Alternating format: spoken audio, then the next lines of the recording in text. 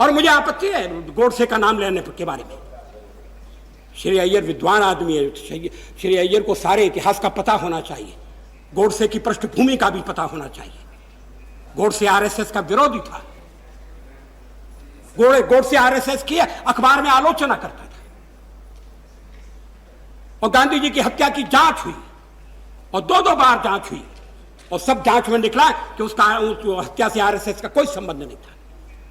क्या दुनिया को यह कहना चाहते हैं कि गांधी जी के हत्यारे भारत में सत्ता में आ रहे हैं? अभी हम गुजरात में जीते, कल हम नई दिल्ली भी जीत सकते हैं,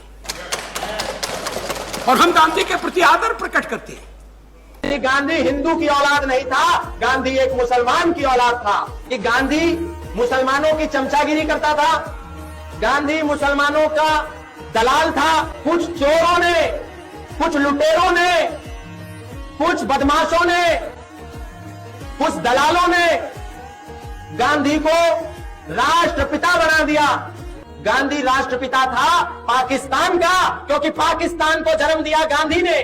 सनातन महासंघ का ये गौतम खट्टर राष्ट्रपिता महात्मा गांधी को खुलेआम गाली दे रहा है। गांधी के देश में रह करके ये व्यक्ति गांधी को ही अपशब्द कह रहा है, और इसने इस तरह की अपशब्द कही है कि कोई भी भारतीय उसको पसंद नहीं करेगा। राष्ट्रपिता महात्मा गांधी को ये मुसलमानों का औलाद बता रहा है, और एक पता न क्या कहां से ये किताब लाया है, जिस किताब का रेफरेंस देकर के ये कहानी सुना रहा है, और कह रहा है कि राष्ट्रपिता की मां जो है एक मुस्लिम के यहाँ थी 4 साल, और उस बीच इनकी पैदाइश हुई, और इनको जो व्यक्ति महात्मा गांधी को जिन व्यक्ति ने राष्ट्रपिता की उपाधि दी, उनको भी एक गौतम खट्टर जो है खुलेआम गाली बक रहा है। और ऐसे व्यक्तियों पर कोई कार्रवाई अपने देश में नहीं हो रही है। ऐसे व्यक्तियों पर क्या यूएपीए के तहत कार्रवाई नहीं होनी चाहिए? क्या ऐसे लोगों पर एनएसए नहीं लगनी चाहिए?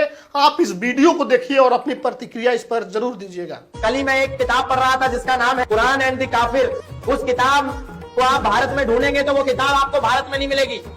उस किताब को जब मैं ढूंढने के लिए निकला तो वो मुझे मिली नेशनल लाइब्रेरी ऑफ ऑस्ट्रेलिया में। कुरान एंड द काफिर नाम की वो किताब जो ए घोष नाम के एक व्यक्ति ने लिखी, उस किताब को जब आप पढ़ेंगे तो आपको पता चलेगा कि गांधी को मुसलमानों से इतना प्रेम क्यों था। गांधी का पिता करमचंद गांधी एक जमींदार के यहाँ काम करता था।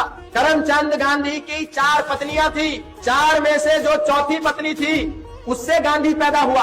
और जब गांधी के पिता एक जमींदार के यहाँ काम करते थे, वो मुसलमान था, उस जमींदार के यहाँ से करमचंद गांधी पैसा चोरी करके ले गया। यानी गांधी के पिता ने उस जमींदार के घर से, जो जमींदार मुसलमान था, वहां से चोरी करी और चोरी करके फरार हो गया। जब फरार हो गया तो उस मुसलमान जमींदार ने गांधी की मां को अपने पास रख लिया और 4 साल तक अपने पास रखा। उसी 4 साल के दौरान गांधी पैदा हुआ। यानी गांधी हिंदू की औलाद नहीं था, गांधी एक मुसलमान की औलाद था।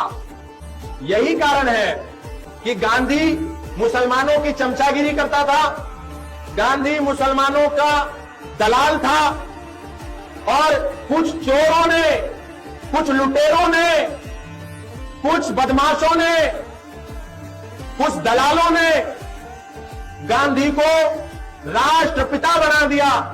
और आज भी भारत के लोगों की यह विडंबना है कि उन्हें गांधी को राष्ट्रपिता पढ़ने पर मजबूर किया जा रहा है। पर सच यह है कि गांधी राष्ट्रपिता तो था, लेकिन गांधी भारत का राष्ट्रपिता नहीं था, क्योंकि भारत का अस्तित्व तो गांधी से पहले भी था। गांधी राष्ट्रपिता था पाकिस्तान का, क्योंकि पाकिस्तान को जन्म दिया गांधी ने।